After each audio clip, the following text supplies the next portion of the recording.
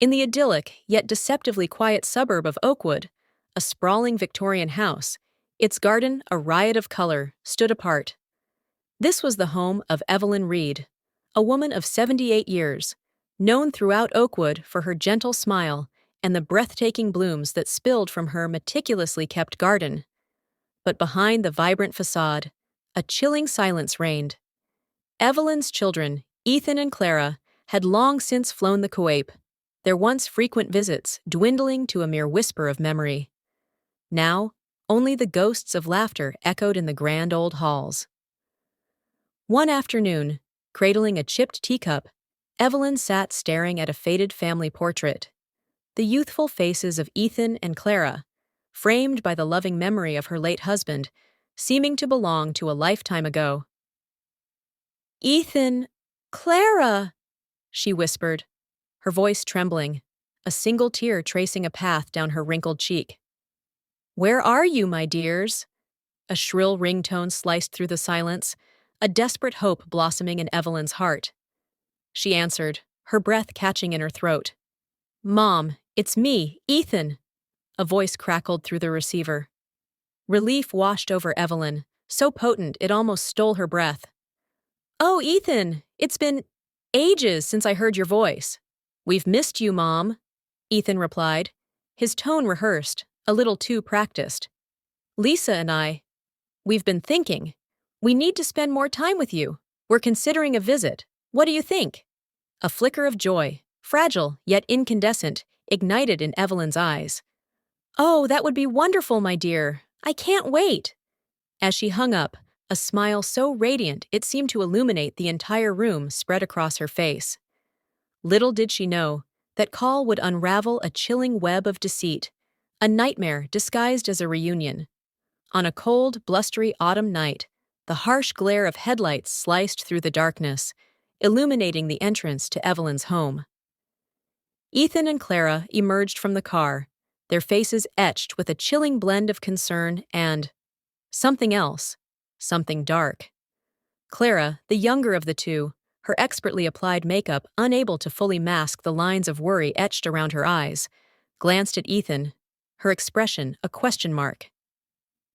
"Do you think she'll believe us?" she whispered, her voice barely a breath. Ethan, his face a roadmap of worry lines, fixed his gaze on his sister, his jaw tight with grim determination. "She has to believe us, Clara. We have no other choice." They knocked. Evelyn's radiant smile, a stark contrast to the storm brewing within her children, greeted them. "Roger, Lisa!" she exclaimed, embracing them warmly. "Come in, I've prepared dinner." During dinner, laughter filled the old house, stories of their lives in the city swirling through the air. They spoke of jobs, friends, even hardships, omitting one crucial detail: their desperate financial ruin. Over the next few days, Ethan and Clara's visits became more frequent. They helped with chores, showered Evelyn with gifts, fueling a desperate hope within her. Then the bomb dropped. "Mom!" Ethan began one evening, Clara nodding in agreement. "Lisa and we've been talking. We miss you, and we think you miss us too. How about selling this house and coming to live with us in the city?" Evelyn, stunned, looked at her children, tears of joy welling up. The thought of living with them again, it was all she had ever wanted. She had no idea her dream was about to become a horrifying reality. For days, Evelyn wrestled with their proposal. She adored her home, but the prospect of being with her children again, the yearning was almost overwhelming. Finally, one night, she made her decision. "Ethan, Clara," she began, her voice trembling, "I've thought long and hard about what you said, and I've decided to sell the house and come live with you." The siblings exchanged a fleeting, chilling glance, their faces betraying the satisfaction that pulsed beneath the surface. "Oh, Mom, we're so happy!" Clara cried, rushing to hug her. "You'll love the city, I'm sure." With the decision made, everything moved with terrifying speed. The house went on the market, and to Evelyn's surprise, sold immediately. She found herself surrounded by packing boxes, her life being systematically dismantled, piece by piece. While sorting through old photo albums, a pang of sadness pierced her heart. "I'm going to miss this place," she whispered, her fingers tracing the frame of a cherished photograph. "Don't worry, Mom," Ethan said, placing a comforting arm around her shoulders.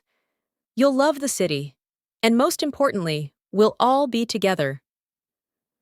Evelyn didn't notice the conspiratorial glance exchanged between her children. She was blissfully unaware of the true intentions hidden beneath their comforting words. The move arrived. Evelyn, a mixture of excitement and apprehension churning within her, said goodbye to her beloved home and neighborhood. Ethan and Clara ushered her into their car, driving towards the city. "Mom, you'll love the view from our apartment," Clara chirped, trying to lighten the heavy atmosphere. "The parks, the shops, everything will be new and exciting." Upon arrival, Evelyn was met not with a cozy apartment, but with the sterile entrance of a large, impersonal nursing home, its pastel walls a cruel mockery of vibrant life. "Ethan! Clara! There must be some mistake," Evelyn stammered, confusion clouding her eyes. "This is a nursing home." "Mom, we're so sorry we weren't honest from the beginning," Ethan began, his voice trembling, avoiding her gaze. We can't support another person in our apartment anymore, and with the money from your house," he swallowed hard, "we were able to secure a safe and comfortable stay for you here." Evelyn felt her heart shatter. She looked to Clara, hoping for a sign it was a cruel joke, but Clara's face was etched with a profound sadness, tears streaming down her cheeks. "Mom, we're so sorry," Clara choked out. "We promise we'll visit, whenever we can." And so, Evelyn found herself abandoned, a broken woman left at the threshold of a nursing home, the bitter taste of betrayal clinging to her soul. She entered, tears streaming down her face, unaware that this devastating twist would, in time, pave the way for an unexpected and truly remarkable new beginning. Life in the nursing home was a stark contrast to Evelyn's cherished independence. She missed the freedom of her own house, the comforting familiarity of her garden, and most of all, the hope of being with her children again. But Evelyn was a woman of unyielding spirit, and she resolved to face this new reality head-on. One afternoon, while sitting in the nursing home's surprisingly vibrant garden, Evelyn noticed a "for sale" sign across the street. An old, slightly dilapidated house, it seemed lonely, mirroring her own feelings.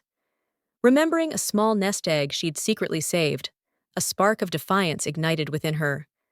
She decided to buy it. When she shared her news with Ethan and Clara, they scoffed, doubting her ability to manage an old, run-down property. But Evelyn was resolute. "I am stronger than you think," she declared, meeting their disbelieving gazes with unwavering determination. "And this will be my home." Moving day arrived. Once again, Evelyn found herself surrounded by boxes, but this time, a sense of anticipation, a quiet hope, replaced the despair of her forced relocation. Shortly after settling in, Evelyn met her new neighbors, Sarah and Jack, a young couple with 4-year-old twins. Sarah and Jack, kind and compassionate, offered to help with the necessary repairs. "Ms. Evelyn," Jack grinned, assessing the weathered house, "this place needs a little love, and I think we can help you with that." An unexpected friendship blossomed. Evelyn, even amidst her challenges, found herself surrounded by people who genuinely cared. It was a twist of fate she hadn't foreseen, but one she deeply cherished. The following months were a whirlwind of activity. Sarah, Jack, and the adorable twins, Ava and Liam, helped transform the old house into a home. Walls were repainted in warm, inviting colors. The roof was repaired. The garden, once neglected, burst back to life. Evelyn, despite her age, insisted on participating, her spirit as vibrant as the flowers she helped plant. "Mrs. Evelyn, you need to rest," Sarah scolded gently as Evelyn stubbornly insisted on helping plant flowers. My dear, Evelyn replied, her face radiating joy. I've never felt so alive. The old house was reborn. The walls, once somber, now echoed with laughter and conversation. Ethan and Clara, observing from afar, couldn't believe the transformation. Their initial surprise curdled into anger and resentment. They felt deceived, convinced Evelyn was hiding money from them. Mom, you really surprised us, Ethan said during a strained visit, his forced cheer brittle and unconvincing. Yes, Mom, Clara added, her smile failing to reach her eyes. You really showed us how independent you are. But Evelyn, happy in her new life, oblivious to their simmering resentment, simply smiled and thanked them, unaware of the storm brewing on the horizon. Life in the old house was just beginning, and with it, new surprises awaited. One afternoon, while exploring the damp, dark basement, Evelyn stumbled upon a large locked chest. Curiosity piqued, she enlisted Jack's help to open it. Inside, a breathtaking collection of jewels and gold lay revealed, each piece more dazzling than the last. Evelyn was speechless, overwhelmed by the unexpected fortune hidden within her own home. Incredible, Mrs. Evelyn! Jack exclaimed, his eyes wide with astonishment. You are a lucky woman. Evelyn, however, was stunned. She decided to keep her discovery a secret, confiding only in her lawyer, who advised her to secure the valuables until she decided what to do with them. Over time, Evelyn pondered her discovery. The wealth was staggering, but for Evelyn, the true treasure lay in the friendship she'd found with Sarah, Jack, and their children. No amount of money could buy what they shared. With this realization, a plan began to form in her mind, a plan that would turn everyone's lives upside down. Years passed. Evelyn became an integral part of Sarah and Jack's family.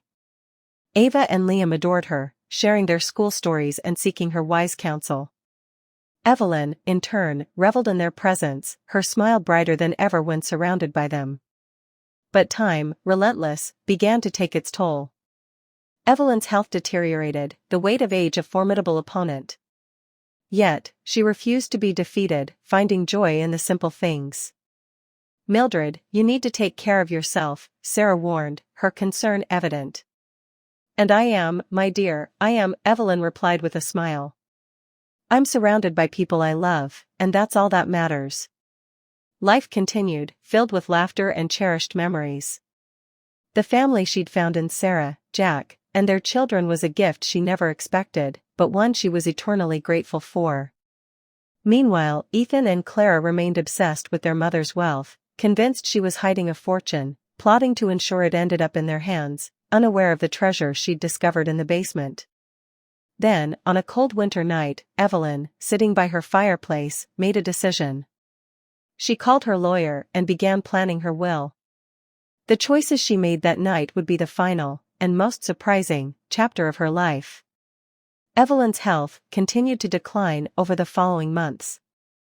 A palpable sadness hung over the house, yet Evelyn insisted on maintaining her bright spirit, regaling Ava and Liam with stories and assuring Sarah and Jack that she was at peace. You are the family I chose, she'd whisper, holding their hands tight, and I couldn't be more grateful. One day, when Ethan and Clara arrived for a visit, the tension was thick enough to cut with a knife. They saw their mother's frailty, and despite their emotional distance, the reality of her condition hit them with the force of a physical blow. Mom, you should be in a hospital, Ethan said, his voice strained. Clara nodded, avoiding her mother's gaze. No, my dear, Evelyn replied, looking at them with tired but resolute eyes. This is my home, and it's where I want to spend my last days. Their visit was brief and uncomfortable, a stark contrast to the laughter and warmth that usually filled the house. As they left, a strange quiet settled over the home. Evelyn watched them go from the window, an unmistakable sadness in her eyes. I hope they find happiness someday, she whispered to herself. They deserve it, despite everything. That would be Evelyn's last encounter with her biological children. She somehow knew time was running out, but she wasn't afraid. She had her family, Sarah, Jack, Ava, and Liam, and she had her final plan, a plan that would bring justice and a measure of peace to everyone involved. The end came peacefully for Evelyn. On a crisp winter morning, she took her last breath, with Sarah holding her hand. The loss was felt deeply by everyone in the neighborhood. The kind woman who had brought so much warmth to their lives was gone. "I promised to take care of everything, Mildred," Sarah murmured, feeling a mixture of grief and steely determination. "Rest in peace." Ethan and Clara received the news with a strange mix of sorrow and relief, sorrow for the loss of their mother, relief at the prospect of the inheritance they believed was rightfully theirs. The community turned out in force for Evelyn's funeral. Sarah, Jack, Ava, and Liam received condolences from friends and neighbors, each sharing stories of how Evelyn had touched their lives. At the end of the service, a serious-looking lawyer approached the family. "I am Richard Thompson, Mrs. Reed's attorney," he announced, handing them sealed envelopes. "She requested these be delivered after the funeral. There will be a reading of the will next week." Everyone's eyes widened at the mention of the will. Sarah and Jack exchanged a look. Ethan and Clara barely concealed their anticipation. "Thank you, Mr. Thompson," Sarah said, accepting the envelopes with a composed nod. And so, with Evelyn's passing, a new series of events was set in motion. Evelyn's final act was just beginning to unfold, promising to shock everyone with its final revelations. In the days following the funeral, Sarah, Jack, Ava, and Liam reminisced about their memories of Evelyn. The house felt empty without her presence, every corner whispering tales of her love and warmth. The sealed envelope sat on the dining table, a constant reminder of Evelyn's final message. Finally, one evening, Sarah decided to open hers. "Dear family," the letter began, written in Evelyn's shaky but unmistakable hand. "If you are reading this, then I have already departed, but don't be sad. Remember the laughter, the stories, the shared meals, that is what truly matters." Evelyn's letter continued, expressing her love for them all, and her profound gratitude for having them in her life. At the end, a reference to the will. "As for the will, you will find out everything during the reading. But know that I tried to do what I believed was fair. And Jack, you were my salvation, my family, when I needed it most. And Ava and Liam, you were the joy that brightened my last years." The family finished reading, tears streaming down their faces. Evelyn's love for them was palpable in every word. But what did she mean by "what I believed was fair"? The day of the will reading arrived, heavy with anticipation and a sense of foreboding. Evelyn's final wishes were about to be revealed, and no one could predict what lay ahead. The air in Richard Thompson's office crackled with tension. Sunlight streamed through the tall windows, casting long shadows across the polished floor. Sarah, Jack, Ethan, Clara, and a handful of close community members sat in leather chairs, the silence punctuated only by the hum of the air conditioner. Richard stood behind his mahogany desk, a grave expression on his face. He picked up the thick envelope containing Evelyn's will, and everyone held their breath. "Ladies and gentlemen," Richard began, his voice resonating through the hushed room, "I am here to perform a duty of utmost importance and sensitivity, to read the last will and testament of our esteemed Evelyn Reed. If you are ready." A palpable tension filled the room as Richard began to read. "To Sarah and Jack Robinson, I leave my residence and all my personal belongings," he read aloud. Whispers of surprise rippled through the room, looks of shock and disbelief directed at Sarah and Jack. But no one was truly prepared for the bombshell that followed.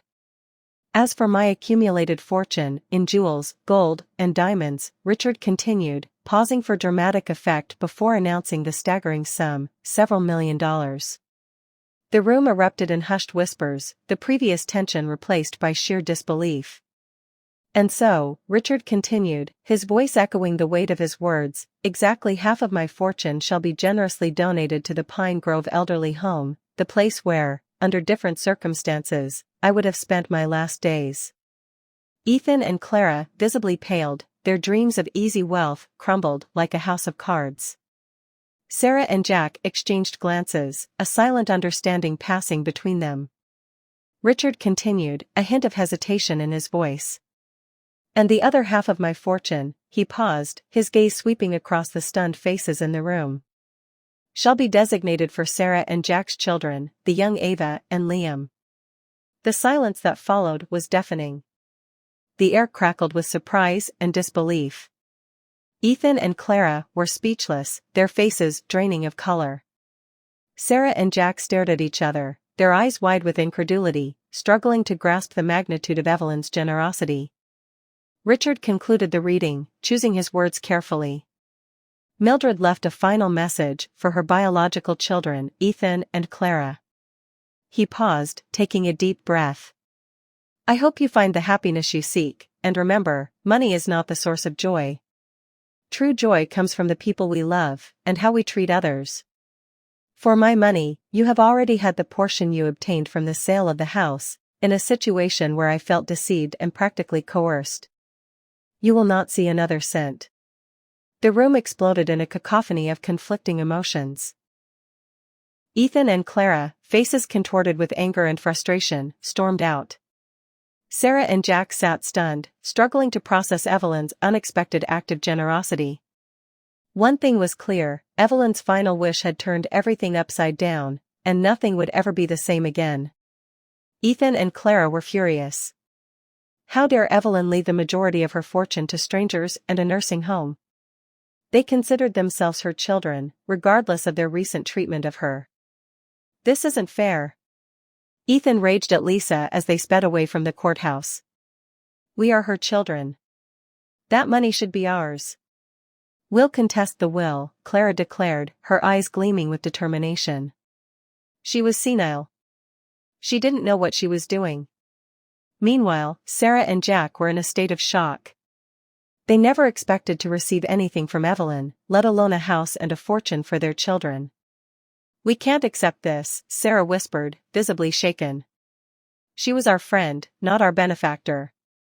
"I agree," Jack replied, taking her hand. "But maybe we can use this fortune to do something good, as Evelyn would have wanted." News of Mildred's will spread like wildfire through Pine Grove.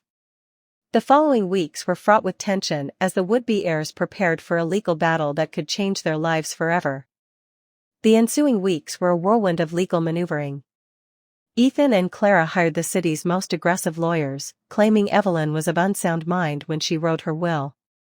Sarah and Jack, with Richard Thompson's unwavering support, prepared their defense. The courtroom battles were intense, a clash of wills mirroring the conflict that had simmered beneath the surface of Evelyn's life. Finally, the judge delivered her verdict. After considering all evidence and testimonies, she declared that Evelyn Reed had been fully cognizant of her actions when she drafted her will. The attempt to contest it was therefore rejected. Silence fell in the courtroom as the decision was announced. Ethan and Clara's faces were masks of shock and disbelief, while Sarah and Jack felt a mixture of relief and profound sadness. They knew this fortune represented the last tangible link to their dear friend. "It's not over." Ethan snarled at Sarah and Jack as he stormed from the courtroom. "I'll take this to the Court of Appeals." Sarah simply nodded, holding Jack's hand. They knew a long road lay ahead, but for now, justice had prevailed. Evelyn's will would be fulfilled as she intended. Despite their threats, Ethan and Clara never pursued an appeal. The loss in the lower court had depleted their resources, and the realization that their greed had cost them their last connection with their mother hit them hard. They retreated from Pine Grove, fading into the shadows of their own making. Sarah and Jack, however, dedicated themselves to honoring Evelyn's legacy in the most meaningful way possible.